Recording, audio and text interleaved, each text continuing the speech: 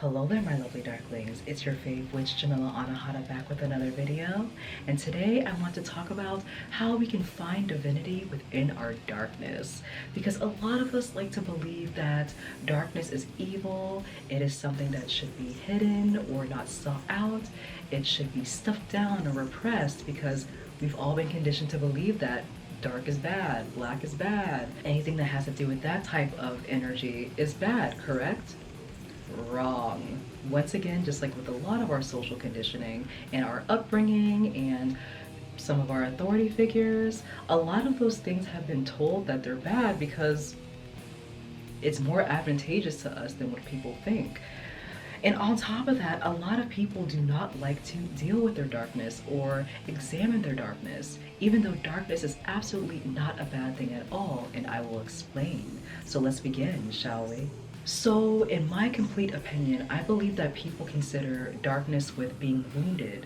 They consider the dark side of ourselves, the shadow self, to be the wounded aspects of ourselves. But unfortunately, that is true for a lot of people. Because darkness is, as the shadow self, it is the unseen, the hidden. What some people would even like to call the occult just means hidden or unseen. It's not a bad thing, it's completely neutral. It's just the aspects of ourselves that are usually repressed, suppressed, and forgot about. And just like with a lot of my explanations of dark feminine energy, it is something that should be uncovered, something that should be discovered, explored, finding that curiosity to understand what's lurking underneath the surface of your subconscious mind. Darkness is the part of us that we do not like to examine very often. And that comes from the emotions, that comes from our fears and traumas, which is absolutely understandable why people do not want to delve deep into it. A lot of the time we shove those emotions, those feelings, those memories down because they do not feel very great. We want to feel good. We're humans. We like to turn more towards pleasure than pain. Understandable. However, these are things that must be shed light on. They must be expressed. They must be seen and cared for, tended to, and watered. Not just because darkness is great and blah, blah. Yes, darkness is a great thing, especially as somebody who is very witchy and all those types of things. Of course I embrace my darkness and accept it for who it is or accept it for what it is. But also it is just another aspect of the self that needs to be expressed, that needs to be shown. So going back to wounded energy, there are parts of our darkness that is wounded because we've repressed it. And because of that, we need to explore that because since the darkness that we have within us, that resides within us, is the autonomous side, the part that allows all of our organs to work beautifully without us even thinking about it. Consider the wounded parts of yourself that are lurking in your subconscious mind, your unconscious mind, your darkness within. Those are the things that are going to be running the show.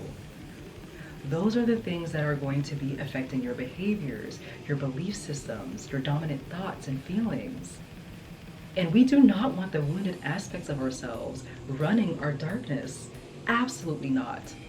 That is what gets us in trouble, and that's what makes us cause a lot of destruction and disease within our lives. So I want to give you all a few ways, namely 5, of how we can find the divinity within our darkness so that we can just stop allowing it to control us in the worst way possible. For something that controls 95% of our behaviors, thoughts, feelings, all those types of things, we want it to work to our advantage. We wanted to create things in our path that align with us. We wanted to make everything in our body run smoothly. And the first way of doing that is embracing darkness for what it is, rather than what you've been conditioned to believe it is. Just like you, or many of you, I have been raised in certain religious, a religious home, but not necessarily mocking religion. If that is your choice, I completely understand. However, a lot of us have experienced a lot of negative things within our religions growing up in the household.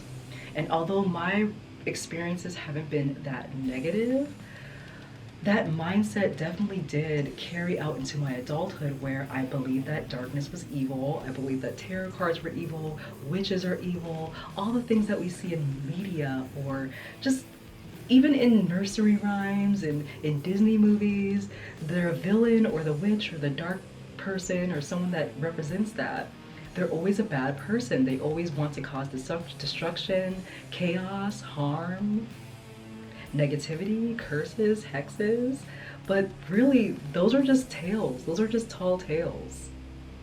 Even in religion, in certain religions, darkness is characterized as a certain entity. And I can't speak to that because I'm not a demonologist or anything like that.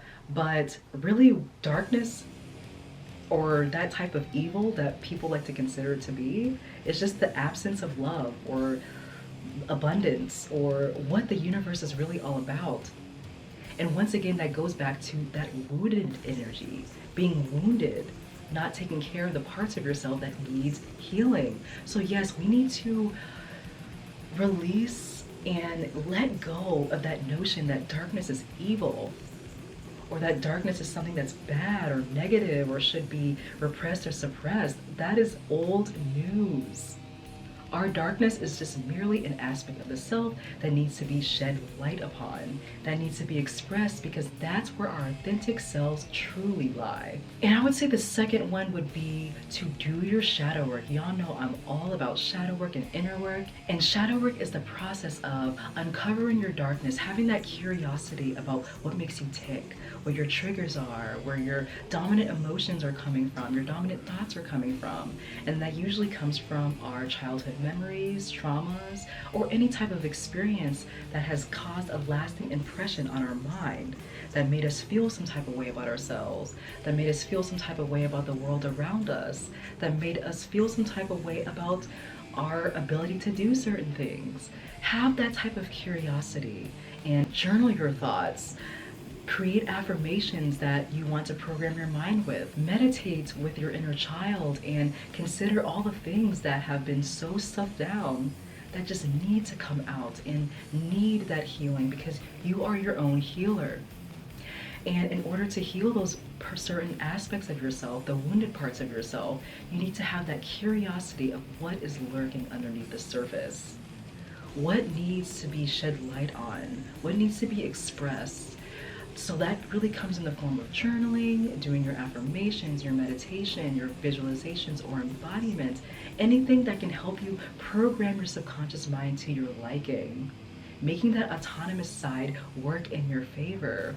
And that is something that I am so excited to do very soon on my website at thesoulfulveganista.com, where I will be having my Divinity Within Darkness Coven as a membership on my website. And that is where women and femmes, alternative women and femmes, and anyone who's aligned with this type of work can come together as a community to do shadow work together and to learn lasting, holistic lifestyle practices that will lead us to a path of abundance, bliss, joy, passion, and purpose. More on that later in the video.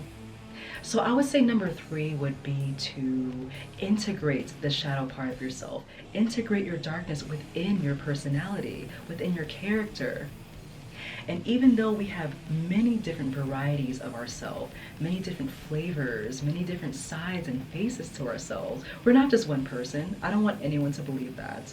We are multiple people at once, and that's a beautiful thing. But when it comes to integrating your darkness within your light energy, what I say by that is that we have compartmentalized and separated our darkness from our dominant personality, our dominant thoughts and feelings, because they have been so unseen, hidden, suppressed, and repressed.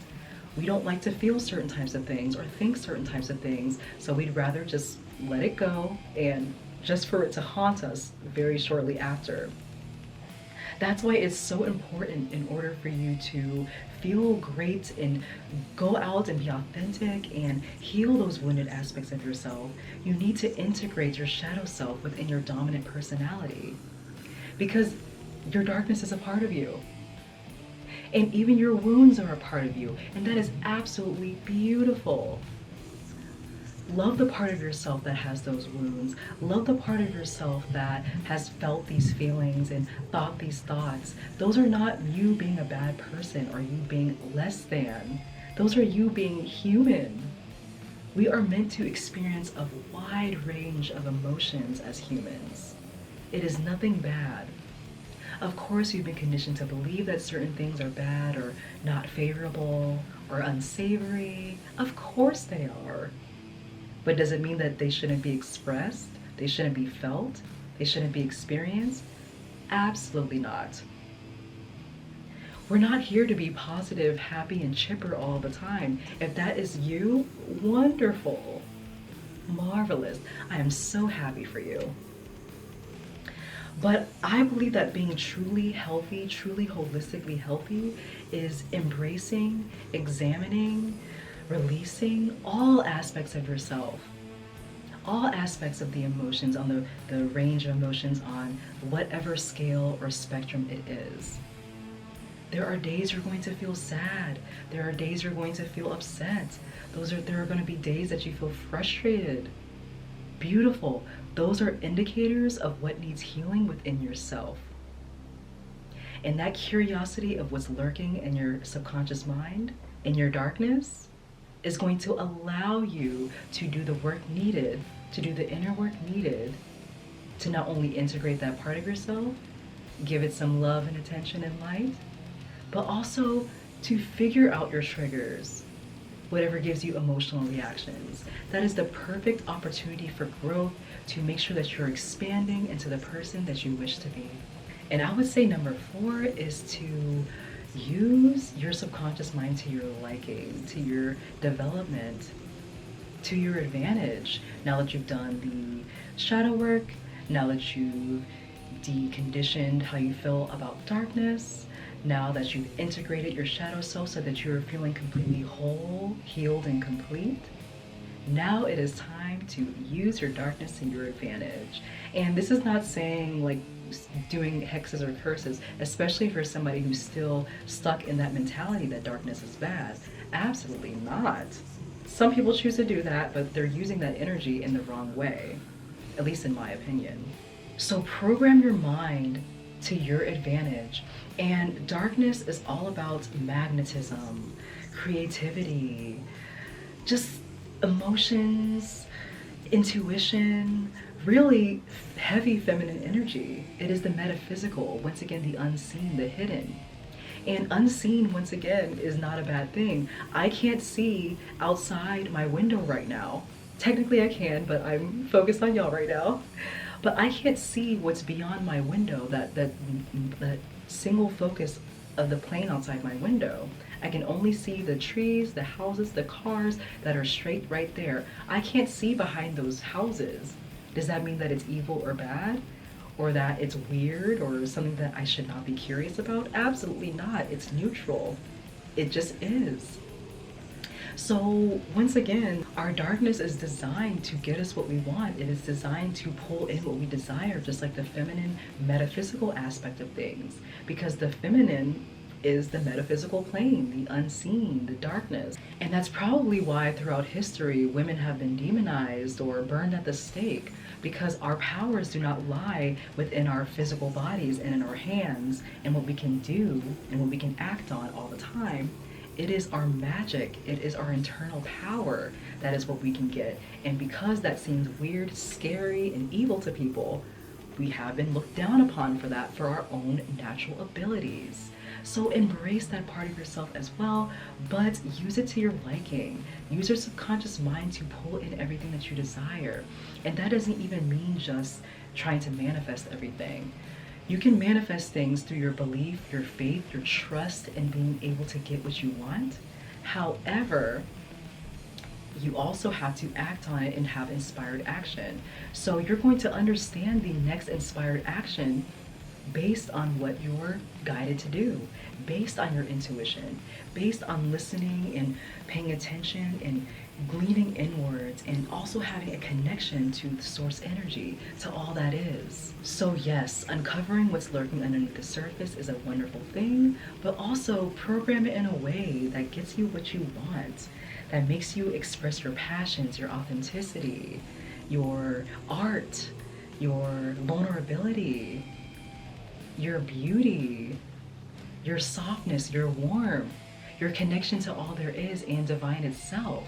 Use it to your liking, because that is what it is for at the end of the day.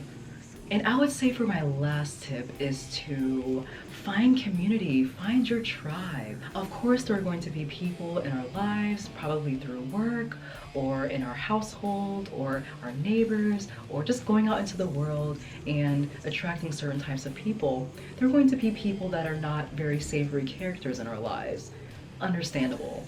However, your magnetism, your inner knowing, your intuition, who you are inside, who you truly are at your core, is going to vibrate at a certain level. It's going to send out a frequency to certain situations, people, places, and things that you desire to attract. And because you have already done your work, you are already using it to your advantage, you're programming your subconscious mind to your liking, you're going to be attracting certain types of people into your life, and you want them to be the people who are aligned with your path. And of course, that might sound very rude. We don't want to knock other people, and we don't want to deem people as unworthy. No, everyone is worthy. Everyone is deserving in their own right. However, not everyone is going to be deserving of our time and energy, and we must appreciate that, and we must respect that. So it is very important as you're on this journey, this wonderful shadow work journey, your journey to holistic living and being authentic and blissful and peaceful, living a life full of purpose and abundance, that you are inviting people into your life, giving the energy to the right people in your life that are aligned with your path. Because everyone is at different levels of consciousness and their journey, and that is absolutely wonderful. However, some people can bring us down to their level, and those people need their own form of healing in the way that they can understand. But sometimes we feel like we can help them or try to bring them along or try to encourage them to be on our level or our level of consciousness. But not everyone's going to be there yet, and that is absolutely okay. That is absolutely okay. No judgment and no worries. You're going to be able to pull in all the people who are aligned with your path, who are also on the path to healing and abundance and just straight up joy. And invite them in. You'll be able to use your intuition to know whether or not they're aligned with you, that they are having dominant thoughts and feelings and behaviors that are aligned with their own purpose. But you want to be able to build that tribe of people who are on that path because you don't want to go backward. We are here to expand, expand, expand, however we see fit. So whoever aligns with you, use your intuition, your internal guidance, your connection to divine, your ancestors, your guides, your angels. Use that internal knowing to know who is right for you and who is on the same path. Because once again, we do not want to go backwards. We don't even want to go forwards. We want to expand. Of course, going forwards. But going forwards to me is just thinking big and going beyond what we believe we deserve. And even beyond deserving, why not? It is available for us. All the abundance is available for us. All the people who are aligned for us are available to us. All the experiences, the dreams that we want for ourselves is available to us. So know that it is. And attract your tribe in the process. And along with attracting our tribe, once again, going back to what I said earlier, on my website, my membership of the Divinity Within Darkness Coven, which I'm so excited about. I just want to build a nice community of alternative women and femmes so we can all be witchy together. We can all just bond together, grow together, expand together.